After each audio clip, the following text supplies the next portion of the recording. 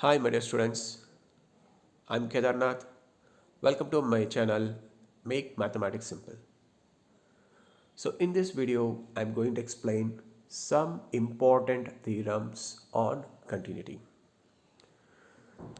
Using these theorems, you can able to solve many difficult problems in easy way. So, the only thing you have to understand these theorems and you have to remember those statements. Once if you can able to remember these statements, you can solve many difficult which were asked in mains and advanced level. Those type of problems also you can solve easily. So let's begin theorems. So first theorem. So here f of x, g of x have taken two different functions. And here I am taking three different cases. First case, this is the second case, and this is the third case. So first case, f is continuous function, g also continuous function. Then what is f of x plus g of x? Continuous function. What is f of x minus g of x? That is also continuous function. What is f of x into g of x? That is also continuous. What is f of x by g of x? That is also a continuous function. So that means if you take any two continuous functions, if you add those two functions or subtract those two functions, or if you product or if you take division of any two continuous functions, again what you will get? Continuous function.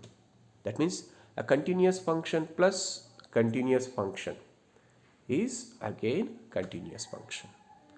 Next, continuous function minus continuous function. That is also a continuous function. So next, continuous function into continuous function. This is also a continuous function. Continuous function divided by continuous function. So that is also a continuous function. So that means if you take two continuous functions, if you can add those two functions or subtract or product or division, what we are getting? Continuous function only. So this is the important point. Here, whenever if you consider the division f of x by g of x, if f is continuous, g is continuous, then in f by g only you have to remember g function should not be equal to 0. G function should not be equal to 0. Because if g function is equal to 0, then f of x by g of x function, this function is not defined. So that's why here in this case you have to remember only one thing, g of x not equal to 0. So that means if you take any two continuous functions, then their division is also continuous. Under what condition? The denominator function should not be equal to 0. Of course, fx by gx is also continuous wherever it is defined. Because fx by gx is defined when g of x is not equal to 0 only. So that means wherever fx by gx is defined, then fx by g of x in that interval or in that set, the function fx by gx function is a continuous function. I think you understand first theorem, and let you take one example based upon this first case. So example 1, I have taken two functions f of x. Let f of x is equal to x square and g of x is equal to cos x. So if you observe, f of x is a what kind of function? X square means what kind of function it is? A polynomial function. So which is a continuous everywhere. So g of x is equal to what I have taken? Cos x. So this function is also continuous everywhere. That means whatever we have taken two functions, though those two functions are continuous functions. So clearly fx and gx both are continuous functions. So then by first theorem, so in first theorem, this first case, using this case, so what we can conclude? Their addition f of x plus g of x, that is x square plus cos x, it is a continuous function. Next, f of x minus g of x, which is equal to x square minus cos x.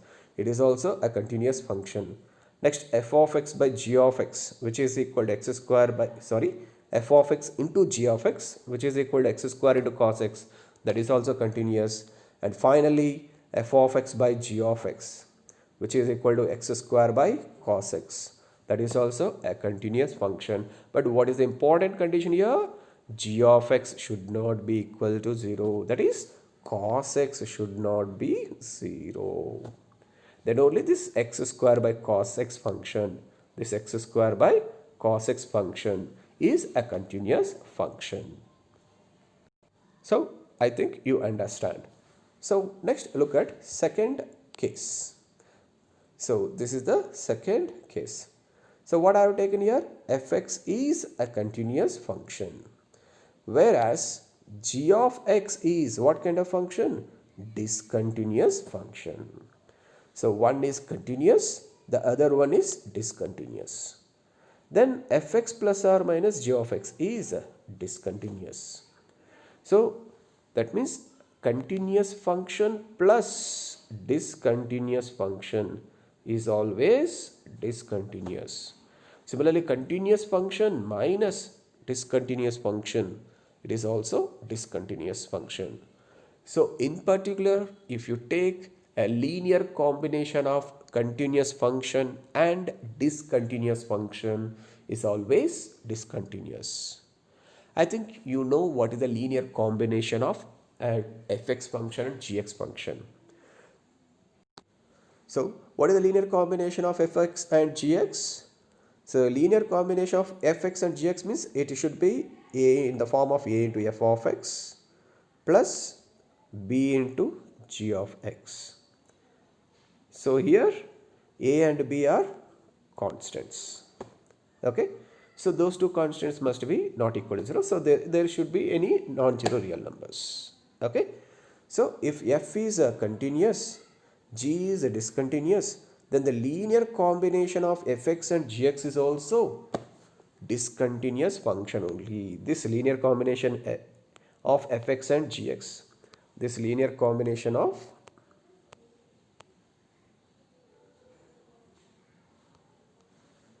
this linear combination of fx and gx is also discontinuous function. That is, a into f of x plus b into g of x is also discontinuous function. Here a and b may be any two real numbers, so which are not equal to 0.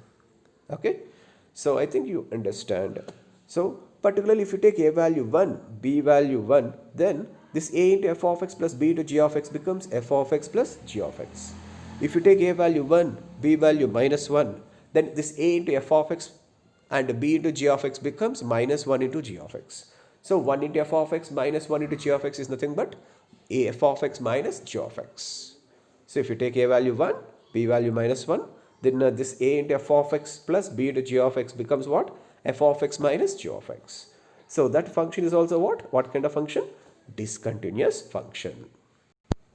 So, but if you take f is a continuous function, but if you take f is a continuous function, g is discontinuous function, but their product and quotient, they may be continuous. That means the product of a continuous and a discontinuous may be a continuous function, but it is not compulsory. Okay, may be continuous means what? It may be continuous or may not be continuous. That means product of a continuous and discontinuous function, it may be equal to continuous function or it may be equal to discontinuous function. So now let us discuss examples based upon this second case. So based upon that second case, look at the example. The first one is what I have taken, f of x is what? X, which is a polynomial function, but so it is continuous everywhere, particularly it is continuous at the point x is equal to 0 also. Next, what I have taken, g of x. Yeah, g of x, what I have taken? 1 by x. Whether 1 by x, whether it is defined at x is equal to 0. If you put x value 0, what you are getting? G of x.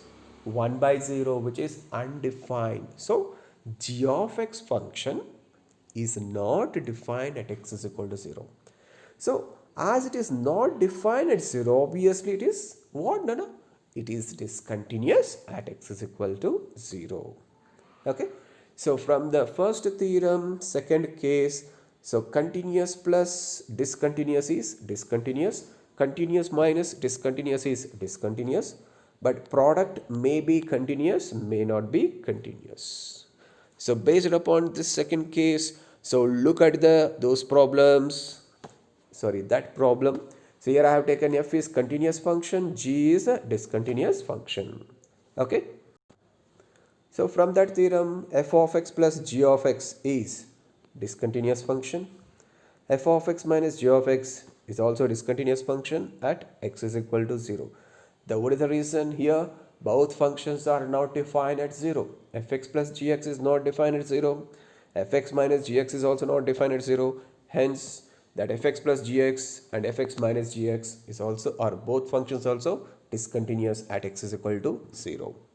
Or if you can remember that second case of first theorem, directly you can say fx plus gx, fx minus gx, compulsory it is discontinuous.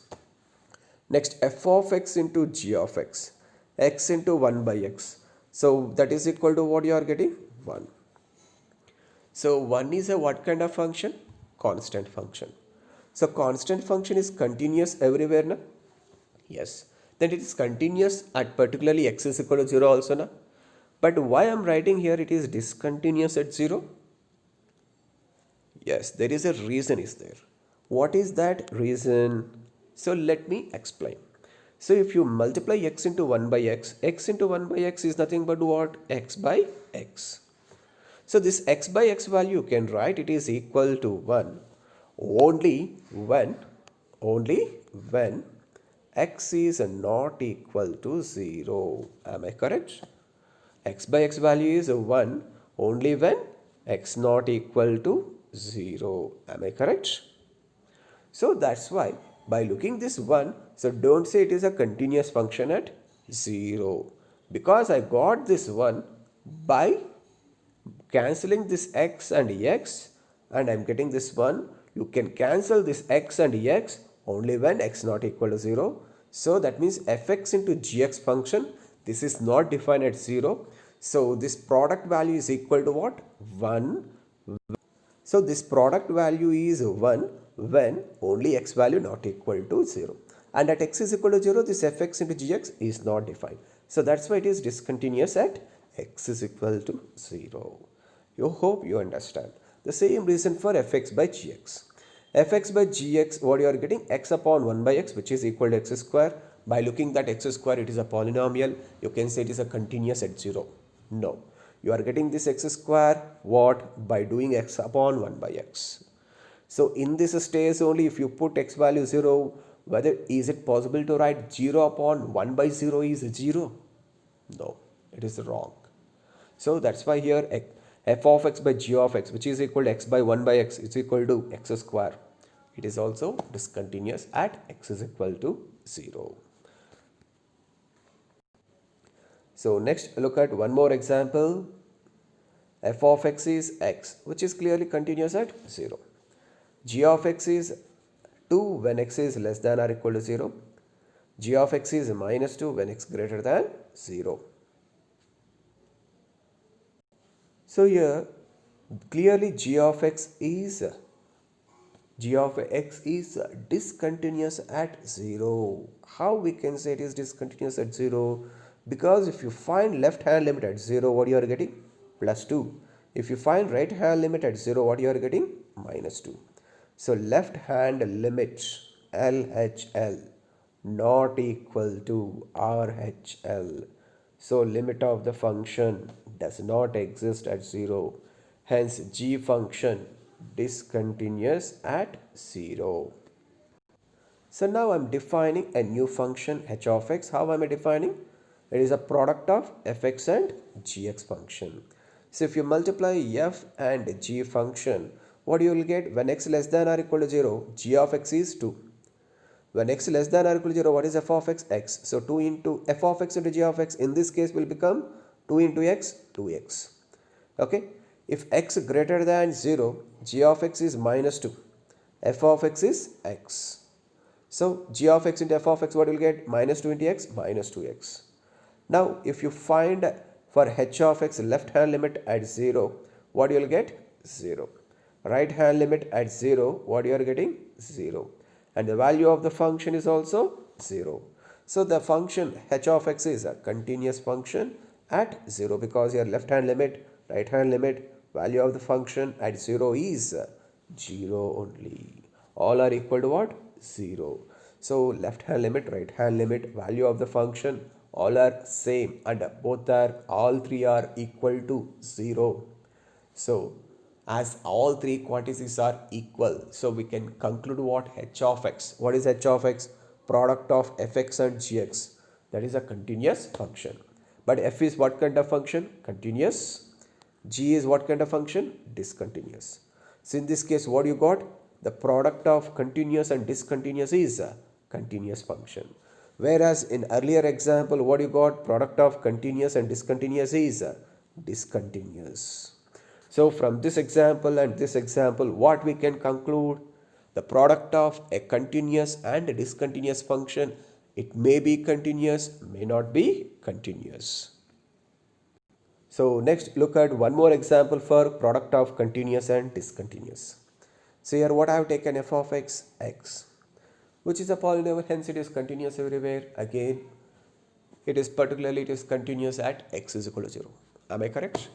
Because it is a polynomial, it is continuous everywhere. So particularly at 0 also it is continuous. So whereas g of x function, how it is defined? It is cos 1 by x when x not equal to 0 and is 0 when x is equal to 0. It is clearly discontinuous at 0. What kind of discontinuity at 0 that g of x has? So if you find limit of the function at x is equal to 0, limit of the function at x is equal to 0, then what you will get? If you substitute x value 0 here, what you will get? Cos of 1 by 0. 1 by 0 is what? Infinity. So cos of infinity means it may take, because your infinity has no particular value. So cos of infinity may take any number from minus 1 to 1. Because cos values are always from minus 1 to 1 only na. So here angle theta is what? Infinity. So it may take infinity means it has no particular value, it is tending to infinity.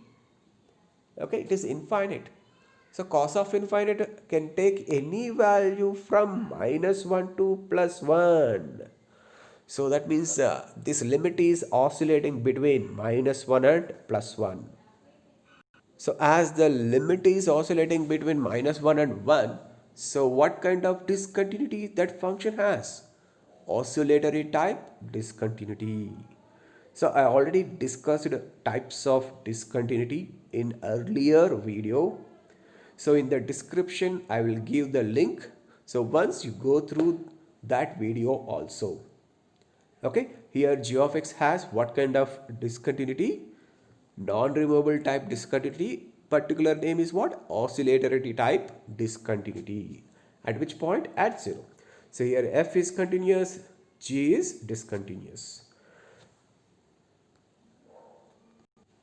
But if you consider product of that f of x into g of x, but if you consider the product of f of x into g of x, I am defining this product as, so that means I am taking this product of these two functions as h of x.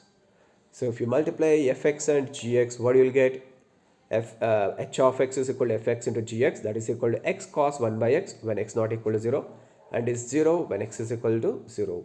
It is clearly continuous at 0. How?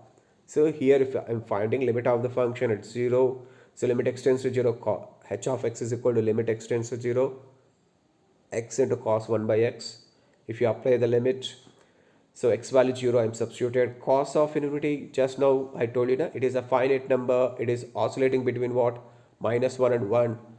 So any number oscillating between minus 1 and 1, it is oscillating number between minus 1 and 1 and 1. That means it is obviously finite value only. As it is oscillating between -1 and 1, that means it is a number from -1 to 1. Okay, so as it is oscillating from -1 and 1, obviously it is a finite quantity. So it is a finite value between -1 and 1. So 0 into finite value 0. Even h of 0 also 0. So limit of the function is equal to value of the function. Hence the function h of x is continuous at x is equal to 0. So take one more example, same again here. So now look at the third part. Here f is discontinuous, g is also discontinuous.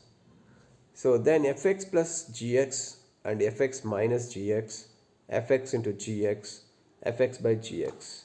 They may continuous, may not be continuous. Okay.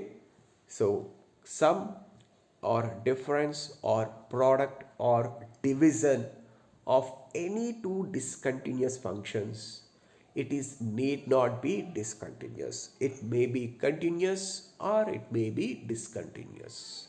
Okay. So look at the example. Example for this is the theorem 1 third case, that is sum of two discontinuous functions need not be discontinuous.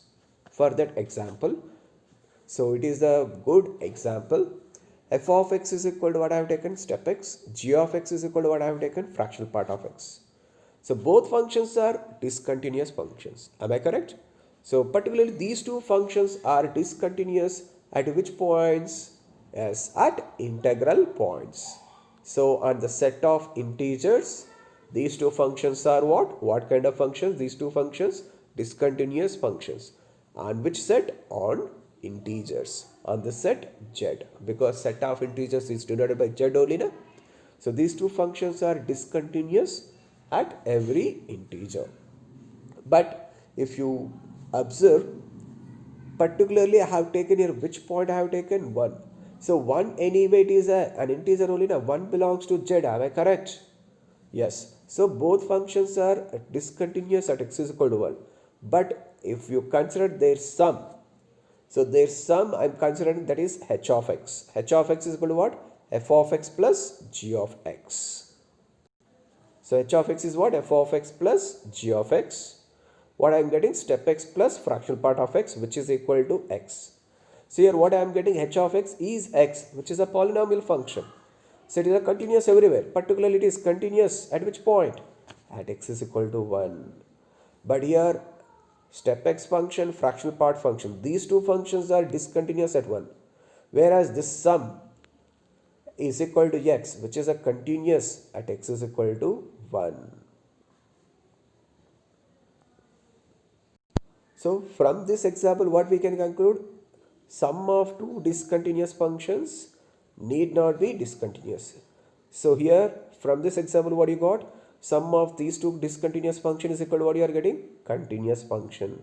In this example, what we got? Discontinuous function is equal to discontinuous plus discontinuous is equal to what you are getting? Continuous function. But it is not always. Remember this. Sum of two discontinuous functions need not be always continuous or not always discontinuous. In this example, what I got? Continuous function. So this is an example for product of two discontinuous functions need not be discontinuous. Here what I have defined, f of x is 1 when x less than or equal to 0. It is 3 when x greater than 0. So that means if you find left hand limit at 0, you will get 1. Right hand limit at 0 is 3. So left hand limit not equal to right hand limit. So f is discontinuous at 0.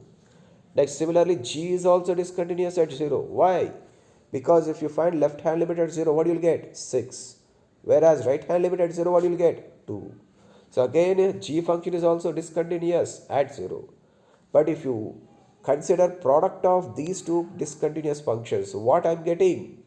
It is 6 when x less than 0 or equal to 0 or greater than 0. That means h of x is equal to 6 for all x. So in this example, what I get? H of x is equal to 6. What is h of x? Product of f of x and g of x.